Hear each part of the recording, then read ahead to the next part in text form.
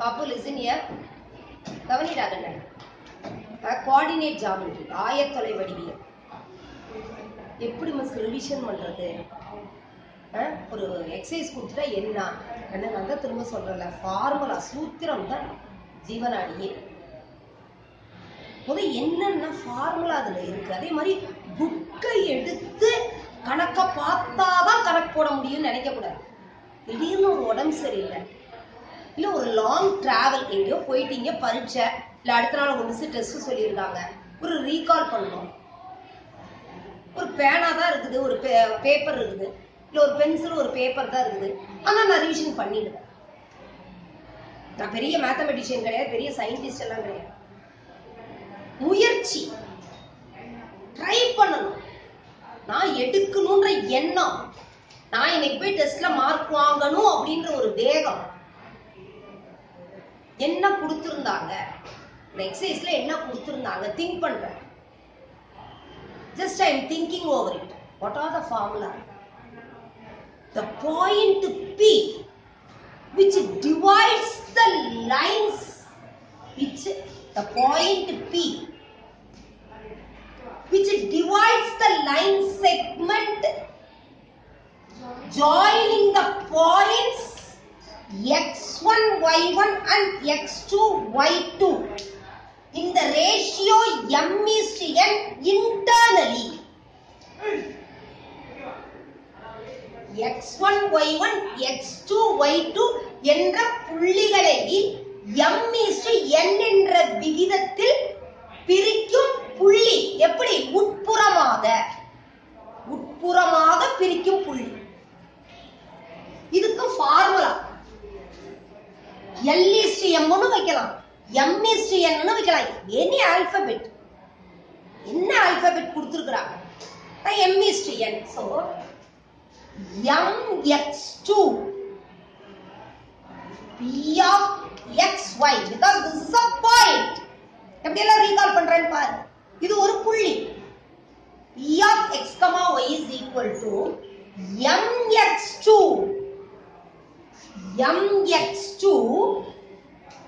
plus nx1 divided by m plus n, because this is a point. X coordinate, y coordinate. So comma, புள்ளின்றதுனால x, y, x அச்சு தொலைவு, y அச்சு தொலைவு. axis ordinate ரெண்டு இருக்கும். அடுத்தது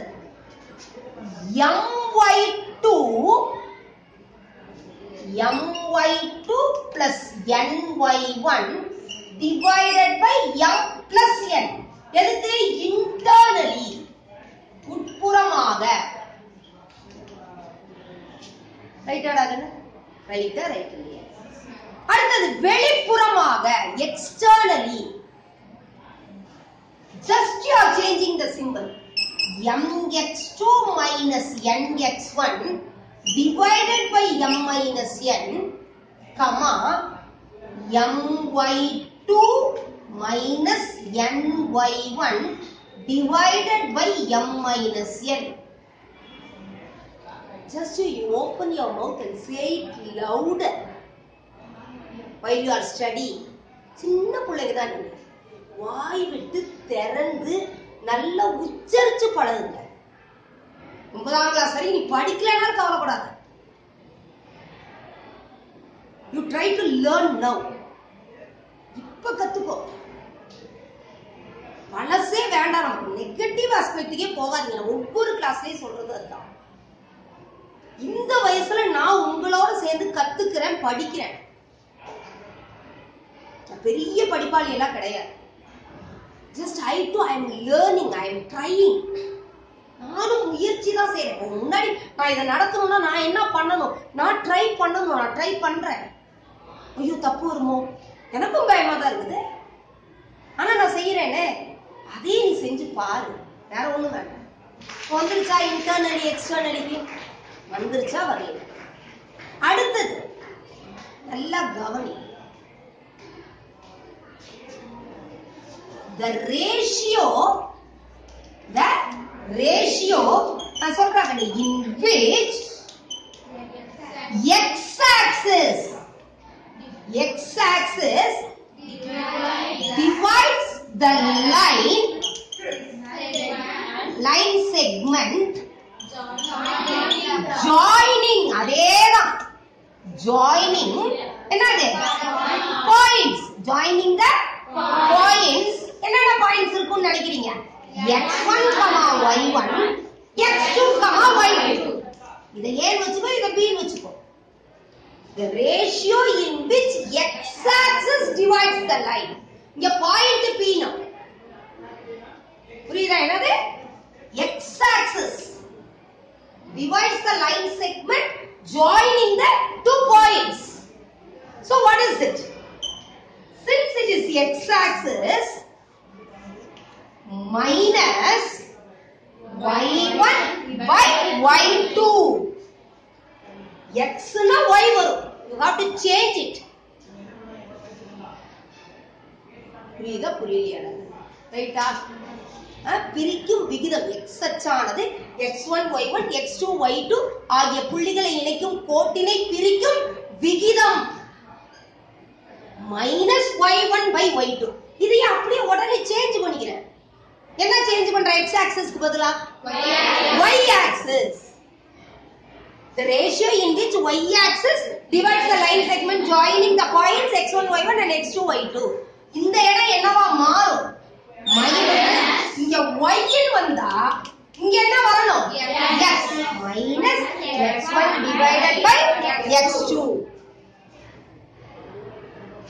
வந்துருச்சா அடுத்து மிட் பாயிண்ட் நடுப்புள்ளி அதேதான் நடுப்புள்ளினா இதே ஃபார்முலா தான் அப்படி பயப்படலாம் கூடாது m/n என்னவா வந்துரும் 1:1 ன்னு வருது வேற ஒண்ணும் கிடையாது மிட் பாயிண்ட்னா என்னது ரேஷியோ என்னவா மாறிடுது 1:1 ஈக்குவல் ஆயிடுது சோ அப்ப இந்த m n 1:1 ன்னு வருது அப்ப ஃபார்முலா என்ன x1 + x2 divided by 2 y1 + y2 divided by 2 ஏன் x2 + x1 ன்னு போட்டா தப்பாயிடுமா கிடையாது கிடையாது அதனால எழுதணும்னா எழுதிக்கோ தப்பு இல்ல நமக்கு ரைமிங் ஈஸியா இருக்கும் சொல்றதுக்கு எளிமையா இருக்கு அப்ப என்னது m of x, y ஏன் m ன்னு சூஸ் பண்ண மிட் பாயிண்ட் நடுப்புள்ளி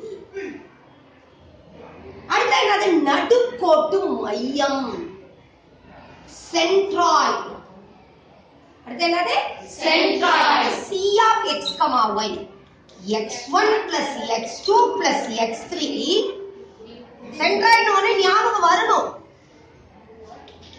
ரைட்டா மூணு வருதா இல்லையா மூணு பாயிண்ட் வரணுமா இல்லையா அப்ப x1 + x2 + x3 divided by 3 இங்க 2 வரும்போது 2 வந்துச்சு 3 வரும்போது 3 வந்துச்சு ஏன்னா நான் கொஞ்சம் முயற்சி செஞ்சு படிக்கிற குழந்தை அதான் நான் அப்படியே ஞாபகம் வச்சுக்கிறேன் எனக்கு கொஞ்சம் மறந்துடும் ஆனா பயப்படல comma y1 + y2 + y3 divided by 3 இவ்வளவுதான் உடனே கணக்கு எங்க மிஸ் போறது ஒண்ணும் இல்லடாக்குன்னு நம்மளே கணக்கு கொடுத்துக்க வேண்டியதுதான் புக்கெல்லாம் எடுக்கணும்னு இல்லை இப்ப புக்கே இல்லை என் கையில திடீர்னு உடம்பு சரியில்லாம போயிடுச்சு எனக்கு பரீட்சை ஆனா ரீகால் பண்ணணும் நான் படிக்கணும் ஒண்ணும் இல்லை என்ன பண்றேன் 1 2 3 4 1, 2 3, 4 இது என்னது x1 y1 இது என்னது x2 y2 இன்னும் என்னங்க அடுத்தது வேணும்னா 5, 6 போட்டு வேணா சப்ஸ்டிட்யூட் பண்ணிடுவேன் அட்லீஸ்ட் முடியவே இல்லை நான் டிஸ்லெக்சியா தான் எனக்கு கொஞ்சம் மறதி தான் என்னால முடியும் ஆனா எனக்கு ஃபார்முலா தெரியும் நானே ஒரு வேல்யூ கொடுத்து இதுல என்ன பண்ணுவேன் அட்லீஸ்ட் சப்ஸ்டிட்யூட் பண்ணுவேன் அதுக்கப்புறம் அடிஷன் அப்புறம் டிவிஷன் பொறுமையா முதல் ஒவ்வொன்றுக்கும் சப்ஸ்டிட்யூட் பண்ணலாமா இப்ப இதே இது சரி இப்ப இது வந்து மிட் பாயிண்ட்க்கு இந்த ரெண்டையும் எடுத்துவோம் சென்ட்ராய்டுக்கு இது மூணையும் எடுத்துவோம் இப்ப இதுக்கு என்ன பண்ணலாம் அதே மாதிரி தான் 1 2 என்ன வச்சுக்கிற x1, y1 இல்லாட்டி m/n இது என்னது m/n அடுத்து என்னது 3, 4 x1, y1 அடுத்து என்னது 5, 6 x2, y2 சப்ஸ்டிட்யூட் பண்ணிடுவேனே பண்ணலாமா பண்ணக்கூடாது அப்புறம் கால்குலேஷன் போட்டுக்கலாமா? சரி, அடுத்தது இங்க என்ன வருது? அதேதான், ரொம்ப ஈஸி. இங்க என்னது? the ratio in which x axis divide the right segment joining 1, 2, 3, 4. என்னது? minus y1 by y2. y1 என்ன? 2. அடுத்து என்னது? y2 என்ன? 4. புரிஞ்சுதா? ரைட்டாடா கண்ணு? புரியுதா? எல்லாருக்கும் தெரிஞ்சுதா? ரைட்டா? அடுத்தது இங்க இந்த பாயிண்ட்ஸ் கோஆர்டினேட்ஸா கொடுக்கும்போது கேன்சல் பண்ண முடியும்னா, நீ கேன்சல் பண்ண முடியும்னா என்ன பண்ணணும்? கேன்சல் பண்ணி நீ நம்பரா மாத்தணும், ரெடியூஸ் பண்ணி மாத்திடணும். அப்படியே ஃபிராக்ஷன் ஃபார்ம்லயே பண்ணக்கூடாது. ரெடியூஸ் ஆகலைன்னா தான் ஃபிராக்ஷன் ஃபார்ம். சரியாடா கண்ணு? புரியுதா? எல்லா ஃபார்முலாவும் ஒரு தடவை சொல்லி பார்த்து ரிவிஷன் பண்ணிக்குவீங்களா? ஈஸியா இருக்கா? அதனால நெகட்டிவ் அஸ்பெக்ட் வேண்டாம். ஒரு தடவை சொல்றதுக்கு பதிலா திரும்ப திரும்ப ரீகால் பண்ணி பாரு.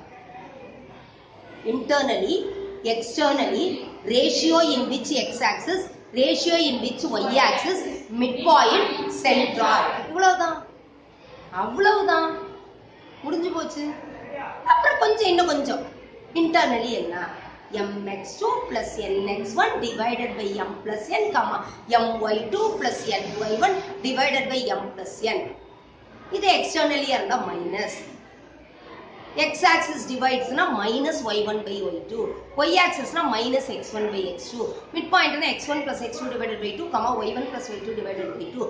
Center na x1 plus x2 plus x3 divided by 3, y1 plus y2 plus y3 divided by 3. இவ்வளவு வேகமா சொல்லணும்ன்றதுல நான் டைம் ஆயிடுது. கிளாஸ் இருக்கிறதுனால குறிப்பிட்ட டைம்ல இருக்கனால சில நேரம் ஸ்பீடா போயிடுறேன். பொறுமையா ரிஃப்ளெக்ட் பண்ணி நீயா ஒரு நம்பரை கொடுத்து, சும்மா ஒரு எக்ஸசைஸ்க்கு நான் கொடுத்துருக்கேன். இதே மாதிரி ஒவ்வொரு எக்ஸசைஸ்க்கு நீ செய்ய முடியுமா முடியாதா? ஃபார்முலா ரீகால் பண்ணி கரெக்டா என்ன அதுக்கேற்ற மாதிரி புக்கை தேடணும்ன்றதே கிடையாது. இதுவே பாசிட்டிவா எல்லாமே கொடுத்தேன். அதுலயே என்ன பண்ணி பாரு, நீ கொஞ்சம் நெகட்டிவ் நம்பர்ஸ் கொடுத்து பாரு. புரியுதா? புரியலையாடா கண்ணு? Thank you, thank you so much.